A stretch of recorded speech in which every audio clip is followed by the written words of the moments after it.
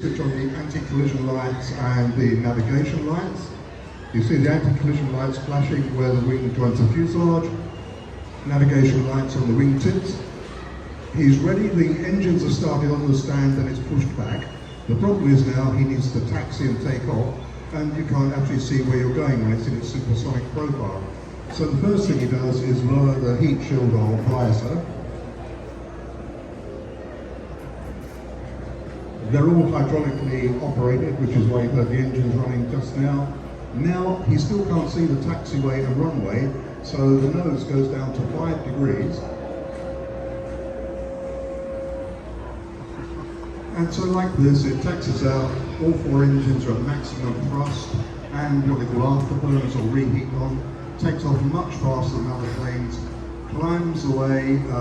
They turn the reheat off after about a minute before it gets to Windsor Castle, and then they carry on out to the Bristol Channel when they're allowed to go supersonic. So ready to go supersonic, we'll put our nose up to 0 degrees.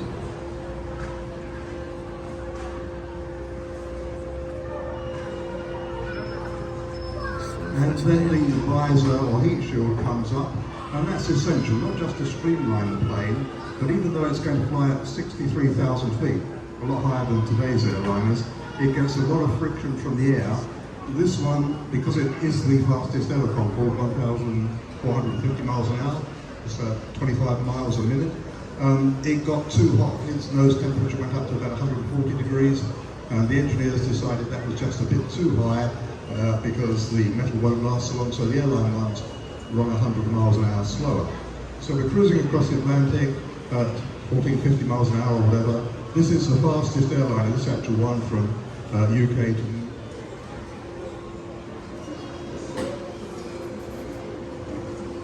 and then the nose comes down to 5 degrees, which is what we saw when it was taxiing.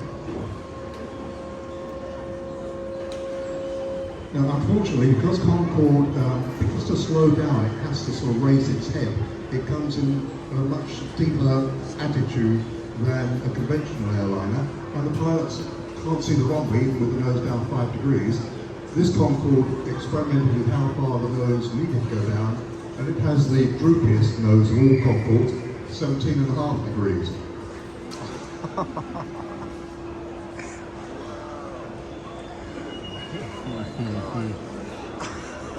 And at 17.5 degrees you can see the runway beautifully to land, but when the Air France and British Airways pilots started training on it, they didn't like it because the nose is totally out of sight, so the airline noses were 12.5 degrees, which is why I said this was the droopiest one.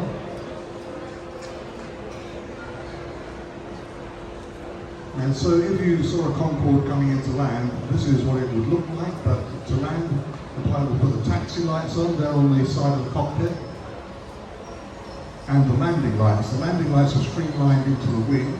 You can see them coming down, and once they are fully down, they illuminate.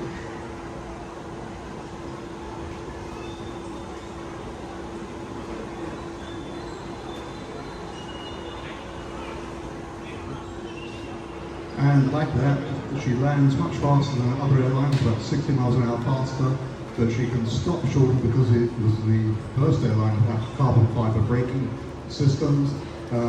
She stops, slows down, ready to taxi off the runway.